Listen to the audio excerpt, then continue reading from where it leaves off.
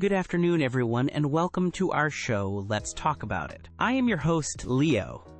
It's great to have you with us today for a very interesting conversation. Today, we have a question that many parents and teachers think about. The question is, should children be taught about environmental protection in school? Is it a good idea for our schools to teach young children how to protect our world, our environment? To help us discuss this topic, we have two wonderful guests with us today. First, please welcome Maria. Maria is a primary school teacher with 10 years of experience. She believes that teaching children about the environment is very important. Welcome, Maria. Hello, Leo. Thank you for having me. I'm happy to be here. We also have Tom with us. Tom is a parent of 2 young children. He has some questions and concerns about this topic. He thinks we need to be careful. Welcome to the show, Tom. Hello, Leo. Thank you for inviting me to speak. So we have 2 different ideas. Maria says, yes, we should teach this in schools. Tom says we need to be careful. We will start with opening statements. Each guest will have some time to share their main ideas. Maria, let's start with you. Why do you think it is important to teach children about the environment? Thank you, Leo. I'm very happy to talk about this. For me, the answer is simple. Yes, we must teach children to care for our world. My first reason is that children are the future. This is a very common thing to say, but it is true. They will grow up and they will be the people who make decisions. They will be the adults who need to take care of our planet. If we want them to do a good job, we need to teach them how. We teach children to read and write because they will need these skills in the future. I think that learning to care for the environment is also a very important skill for their future life. My second point is about values. When we teach children about the environment, we are teaching them good values. We teach them to be kind. We teach them to be responsible. We teach them to think about others, not just themselves. Caring for the planet is a big lesson in responsibility. It's like being kind to other people or taking care of a pet. It shows them that their actions are important and can help make the world a better place. My third point is that teaching this can be easy and very fun. People think it is a very serious and difficult topic, but it doesn't have to be. For young children, we teach in very simple ways. For example, we teach them to turn off the lights when they leave a room. This is a small action, but it saves energy. We teach them to turn off the water when they brush their teeth. This saves water. In my classroom, we have a special bin for paper. The children learn to put old paper in this bin for recycling. We also do fun activities. We plant seeds in a small cup and watch them grow every day. The children get so excited to see a small green plant appear. They learn where food comes from, and they learn to care for a living thing. So in conclusion, teaching about the environment in school is a positive thing. It's not about making children worry about big problems. It's about giving them simple, positive habits. It's about showing them the beautiful world around them and teaching them how to be a friend to our planet. Thank you, Maria, for that clear and positive opening statement. Now, let's hear from Tom. Tom, you have some concerns. Please share your thoughts with us. Thank you, Leo, and thank you, Maria, for your ideas. I agree that protecting our world is important. I want my children to grow up in a healthy world. However, I think we need to be very careful when we bring this topic into schools for young children. My first point is this: we need to let children be children. Childhood is a special, short time. It should be a time for play, for fun, for imagination, and for learning about simple things. We shouldn't fill their small heads with big adult problems. The problems of the world can wait. They have their whole adult lives to worry about difficult issues. Let them have a happy and simple childhood first. My second point is that some of these topics can be very scary for a small child. When we adults talk about the environment, we often talk about pollution, about animals losing their homes, or about climate change. These are not happy topics. For a 5 or 6-year-old child, these ideas can be frightening. I don't want my son to have bad dreams because his teacher told him that the polar bears are in danger and their ice is melting. He loves animals. News like that would make him very sad and fearful. It's too much for a young heart to understand without feeling scared. My third point is that teaching values is a parent's job. I believe that parents should be the first people to teach their children about right and wrong. The school's main job is to teach important subjects like reading, writing, and mathematics. Teachers already have a very difficult job and a lot of work to do. Their time is very limited. We ask them to be experts in so many things. We should let them focus on teaching the core subjects that children need for their future education.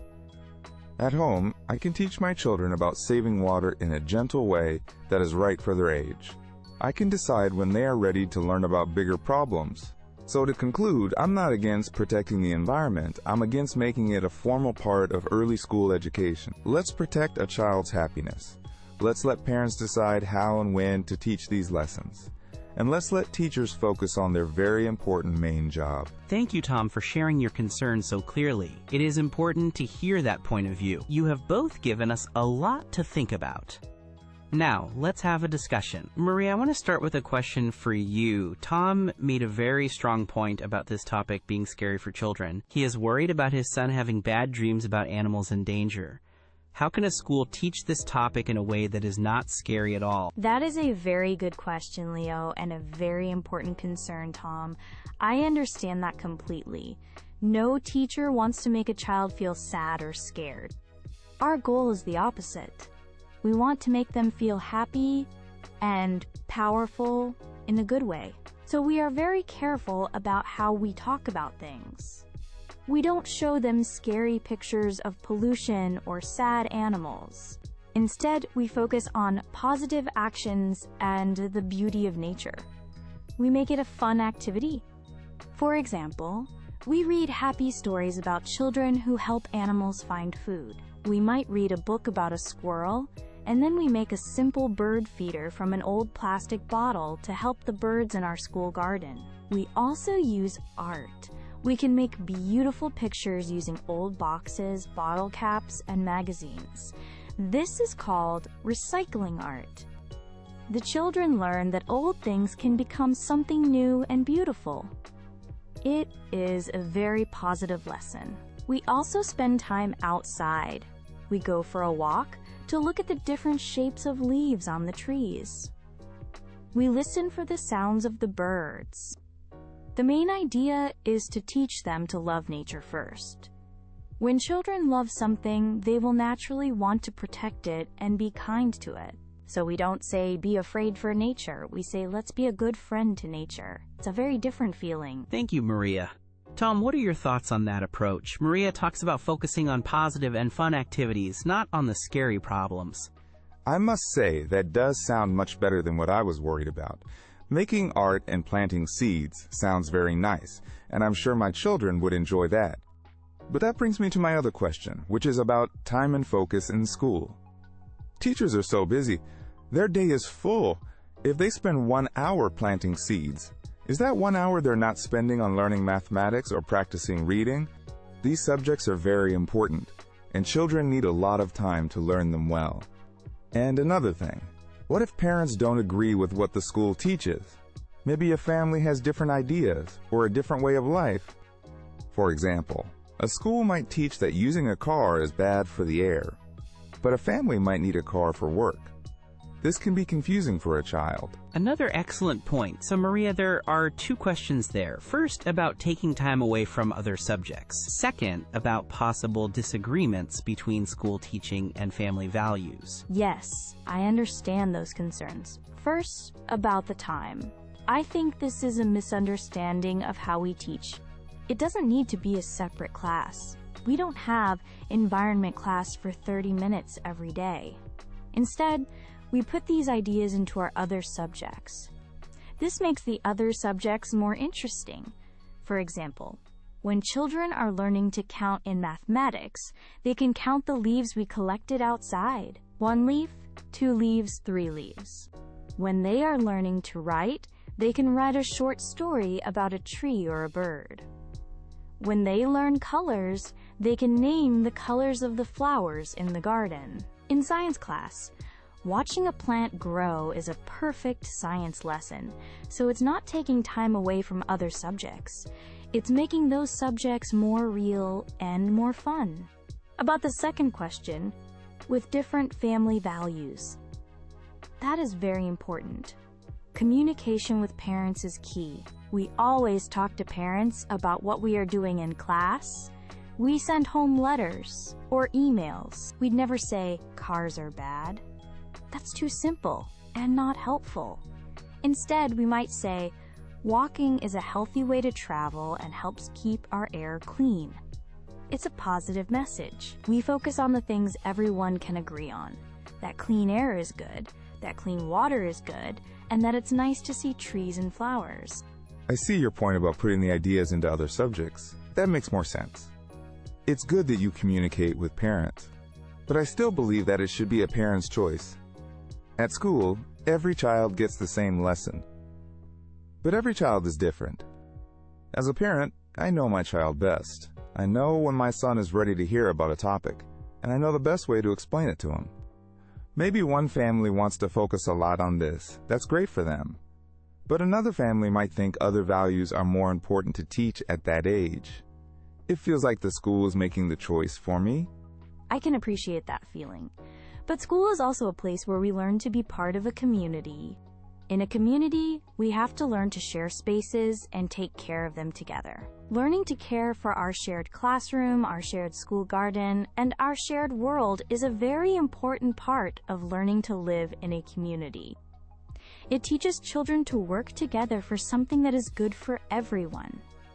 This is a very important social skill. This has been a fantastic discussion. It is now time for our closing statements. Each of you will have a moment to summarize your final thoughts on the topic. Maria, let's begin with you. What is the most important message you want to leave with our audience? Thank you.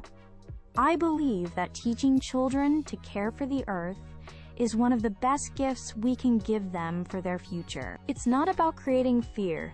It's about creating love and respect for nature.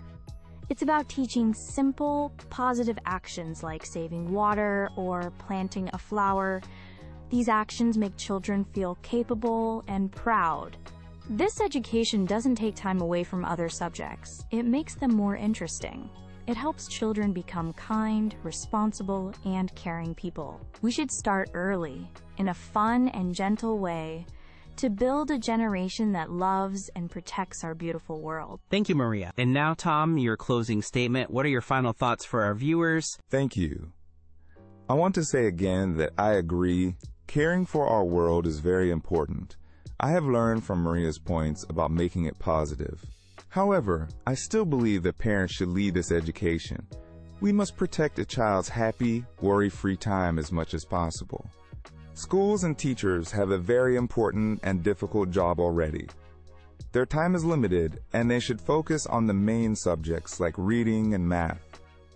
Parents can teach these lessons at home in a way they know is best for their own child. Let's be careful not to give children heavy worries too soon. Let's protect their childhood. Thank you, Tom. And thank you both, Maria and Tom, for a very thoughtful and respectful discussion today. You have given us many different ideas to consider. We have heard two clear points of view. Maria believes that teaching environmental protection in schools, when done in a fun and positive way, helps build a better future and better citizens. Tom believes that we must be very careful to protect children from worry, and that this important teaching is primarily the job and the choice of parents at home. It is a difficult question, and there is no easy answer. We hope this conversation helps you think about what you believe is best. Thank you to our audience for watching Let's Talk About It. Have a wonderful day.